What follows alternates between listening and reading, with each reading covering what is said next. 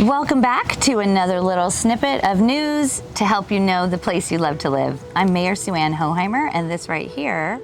Hi, Amy Arrington, City Manager. And we're here today to give you just a brief update of our current, our most recent City Council meeting. So this is from Tuesday, October 11th. And this night, the big news was that we had a privilege of watching our brand new City Council member, Sherry Healy, be sworn in and take her oath of office. And that was given by Judge Lisa Leone. We were really pleased to have her with us, and she stayed on with us to give us a little presentation. And so we welcome Sherry Healy. It's gonna be great to have her along with us on our City Council. She replaced the position that was vacated by the late Ernest Thompson. And Sherry will be a wonderful addition to our council. So we're excited about that. The presentation given by Judge Lisa Leone was on our court system that we use for Normandy Park. If you have the unfortunate circumstance of being arrested here in Normandy Park, your court date is usually scheduled for a court in Des Moines. And so Judge Lisa Leone was here to just give us an update on the court system and how it's working for us and how it's been working through all of COVID. So she had a lot to say about the benefits that were discovered during COVID and having so many things go to online. And they found that a lot of those things online actually offered some real opportunity to administer justice in a new way, and in a way that a lot more people could participate more easily. And so some of that is really going to continue. So court going forward, we'll have some stuff in person, some stuff will be done with a hybrid method. And it was just great to kind of get an update from her. Did I cover that? I think you did. They're a really interesting program, and I agree. It was great to hear that they're really working with the residents on the different issues. So we're excited to hear all those great programs. Yeah, one of the other big things that she did spend some time on is talking about our DUI court. And we're trying a lot of things with that. We really just want people not to drive under the influence, and rather than throwing people in the slammer, sometimes it's just proving much more beneficial to really work with people through a very rigorous program of holding them accountable and working with them on their substance abuse issues. And so we got an update on that as well, and you can hear more about that if you want to tune in and watch the full presentation. Next, we moved on to our dangerous dog ordinance update. We're just updating our code, cleaning up some things that we have found a little bit frustrating in the last year or so when dealing with a specific issue.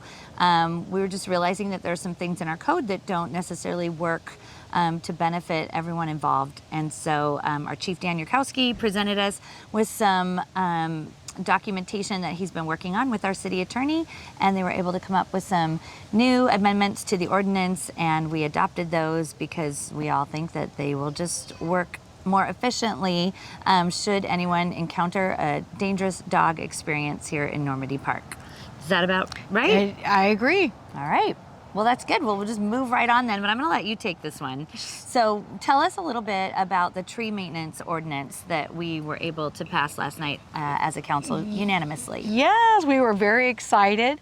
The council got to consider an ordinance. It was called again a tree maintenance ordinance, and it really did two different items. It established a person that's going to be responsible for maintaining the trees in public areas, specifically parks and right-of-way. And it also did an establishment of a tree board, which is actually going to be the Parks and Recreation Commission that's already in place. So they'll make up the board. Yes. And for now, doesn't that helps get us into like a whole new category, right? Yes. Tell us about that. This is what's so exciting, is something we've been working on for the past year, is the council has agreed they want to get a designation to be a Tree City USA. And there's 4 main criteria that you have to meet to be able to apply. And this ordinance represents the last piece. So we've already started doing our Arbor Day celebration. We did a proclamation proclaiming Arbor Day. We meet the funding requirements, which is $2 per capita. And with this ordinance, we specifically give some guidance by ordinance for care of trees, again, at our public areas. And that is an important part to clarify, is this does not deal with trees on public property. I'm sorry, private property. That's right. Good catch. I was listening. Thank you. I hope you are too. So this is all about the trees in our public areas. They're going to be well taken care of, and our tree board will be able to put together some great educational material that I think will help you with your own trees on your property. We're not going to tell you what to do, but we want to educate you so that you can make the very best decisions for your own property, for your own trees, and in a way that will benefit the city as a whole. Yeah. And I'll just add on a separate note, you're absolutely right, unless you're in critical areas. Come talk to the city if you want to do anything with your trees if you're in a critical area. That's great, because that water table is finicky. Yeah. So we need you to come on in and talk to us if you're going to do any work in those critical areas. Right. So good job on that. And soon you might be driving down First Avenue and you'll see a sign that says, "Welcome to Normandy Park," and you'll see another sign that says, "Tree City, USA." So we're proud of that. We've got a great tree canopy and we want to keep it healthy. Next, in our evening, we moved on to the appointing of a new arts commissioner. So we've added a 7th commissioner to our party of 6. They've been down for a little bit there. And so Jennifer Ng will be joining the commission, and we encourage all of you to come out and meet any of our commissioners actually at NIST Park on October 27th. We're gonna have a little ribbon cutting ceremony to sort of celebrate our brand new park equipment at NIST Park, and all of our commissioners are planning to be there to join in on the. It'll be brief. If you're late, you'll miss it. It's just going to be a few minutes together. What time was it going to be, Amy? 5:30. 5:30 on October 27th. All the commissioners will be there, and we'll be celebrating this new park together. And you can meet our new arts commissioner, Jennifer Ng. The final wrap-up of the evening came with our legislative agenda discussion. And really all the different cities in the region like to work on getting their legislative agenda together in various groups like the South Sound Cities Association and the Association of Washington State Cities. They all try to take this time right before the legislative session begins each year to get together and decide what are kind of the key issues that they really, really want to put pressure on the legislative body to decide. And this year, our city came up with 5, and they happen to be based on some real similar items that most of these other groups put together as well. The hope is that with all of us wanting to see something in these 5 areas, that they will get done easy peasy. So just briefly, we wanted to see some legislative activity to make some clarifications around the Blake decision. That's some legislation about the legalization of certain amounts of drugs and how police can handle a situation when they encounter someone who is using openly or in possession. And there's lots of murky water around this, and we want the legislation to clear that up. That's one thing. Next, we wanted some clarification around the ability of our police to pursue in a car chase kind of situation. Again, there's, I think, some real murky stuff that has been laid out in legislation. It's just very unclear, and unclear is unkind. And we would like the legislation to be a little kinder and give us some more clarity on what power our police officers have in those dangerous situations. And then, help me out here, Amy. Next one is a property tax. Yes.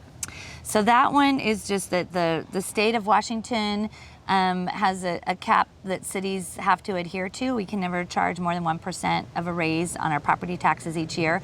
And you may have noticed that a lot of things are going up in price so much more than 1%. And it makes it really hard for the cities to keep up with inflation if we can't have more revenue coming in because of this property tax cap. Right. So we're asking them to change it to maybe not just let us raise it wherever we want, still have some limits, but maybe tie in cost of living, the CPI. And just to mention, the state law does limit 1%, and you do have the ability to do a levy lift, which the voters at Normandy Park have been kind enough to approve. So it definitely puts us in a better financial position. But if we didn't have that support, we would definitely not be able to provide the services at the level we and are our now. levy provides mostly our police services and our services for our roads, and we are very thankful for that. Right. But anyway, interested in having the legislator work out some of those things for the state as a whole. And then we also want to see some legislation around behavioral health. We want to be able to have facilities to send people to when they are in a behavioral health crisis, and so they're working on that. And then the final thing is the legislative body is always very interested in trying to make sure that our cities are planning for growth.